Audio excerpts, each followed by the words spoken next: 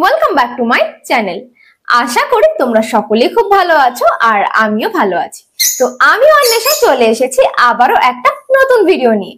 তো আজকে আমার বাড়ির ককটেল দিয়ে হাঁড়ি আর বক্স দিলাম, সেটাই আজকে তোমাদের সাথে শেয়ার করব।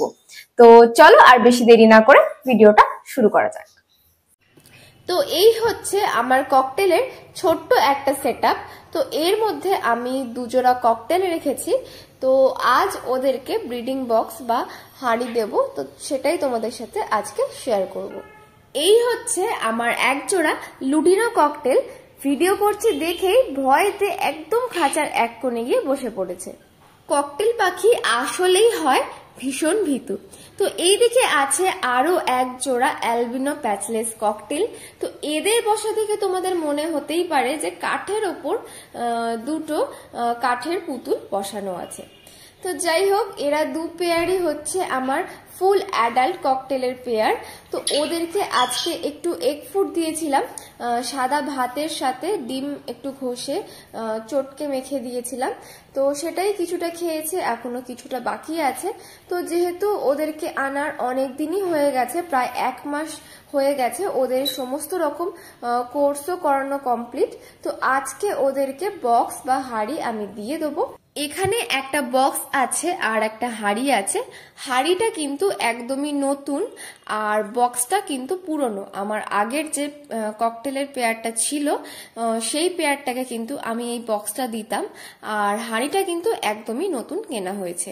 তো যাই হোক, এবার আমি দুটোকেই, নতুন পুরনো দুটোকেই কিন্তু আমি পরিষ্কার করব আর জীবাণুমুক্ত করে নেব নতুনভাবে ওদেরকে ব্রিডিংয়ে বসানোর আগে।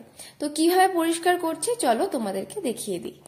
তো বক্স বা হাঁড়ি অনেক রকম ভাবে কিন্তু জীবাণুমুক্ত বা পরিষ্কার করা যায়। তার জন্য জীবাণুমুক্ত পাউডার বা জীবাণুমুক্ত স্প্রেও পাওয়া যায়। তো আজকে আমি সেসব কিছুই করছি না। আজকে আমি জাস্ট এইগুলোর ভেতরে কাগজ দিয়ে একটু আগুন ধরিয়ে দিচ্ছি যাতে জীবাণুটা মুক্ত হয়। আর তারপরে বেশ কিছুক্ষণ রোদেও রেখে দেবো, যাতে যদি কোনো পোকা হয়ে থাকে, হাঁড়িটায় তো হবে না যেহেতু নতুন, আর বক্সটায় হলেও হতে পারে যেহেতু বক্সটা পুরনো। তো যদি পোকা থাকে সেটা কিন্তু রোদে বেরিয়ে যাবে। আর বক্স বা হাঁড়ি যদি খুব একটা নোংরা না হয়ে থাকে, যদি খুব একটা পাখি পটি করে না থাকে, সেক্ষেত্রে তোমরা বক্সটাকে শুধুমাত্র কড়া রোদে রেখেও কিন্তু জীবাণুমুক্ত করতে পারো। তো তোমরা দেখতেই পেলে বক্স আর হাঁড়ির ভেতর কাগজ দিয়ে কিন্তু আগুন ধরিয়ে দিয়েছিলাম। তো যাই হোক, এখন আগুনটা নিভে যাওয়ার পর এরপর বক্স বা হাঁড়ির ভেতর যে পোড়া কাগজের অংশগুলো পড়ে থাকবে সেগুলোকে খুব ভালো করে ফেলে দিয়ে একটা ব্রাশ দিয়ে আমি হাঁড়ি আর বক্সের ভেতরটা খুব ভালো করে ঝেড়ে দেবো।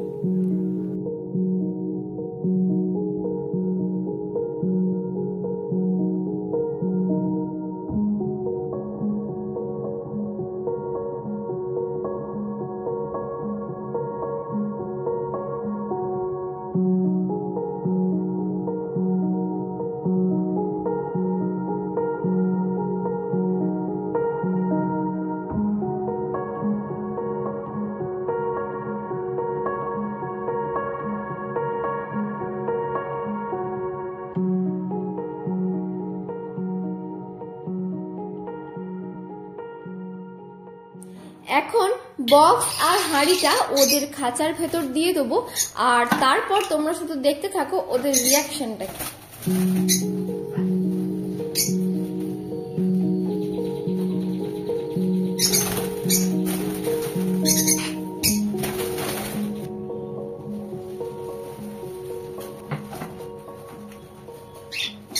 খাঁচার ভেতর বক্সটা দেওয়া কমপ্লিট। তো এরপর খাঁচার ভেতর এই হাঁড়িটা সেট করব, আর এই হাঁড়িটা সেট করতে আমার অবস্থা একদম খারাপ হয়ে গেছিল, কিছুতেই একা করতে পারছিলাম না। তারপর মাকে ডাকায়, মা এসে কিছুটা হেল্প করে দেওয়ার পর এই হাঁড়িটা কিন্তু আমি খাঁচার সাথে সেট করে দিয়েছিলাম।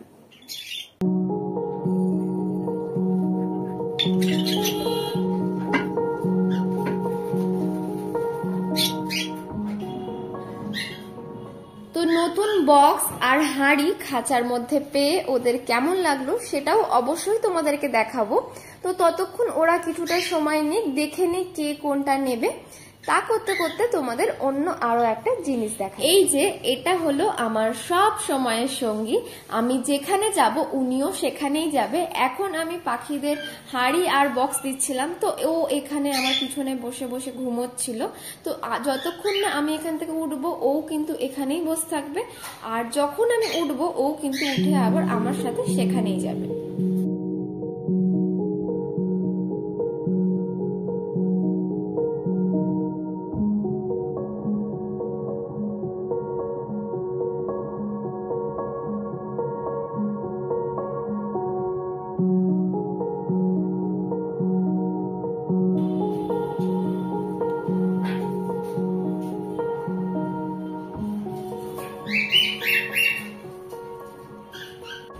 বক্স আর হাঁড়ি দেওয়ার 15-20 মিনিট পর দেখলাম সবাই হাঁড়ির দিকে গিয়েই বসে আছে।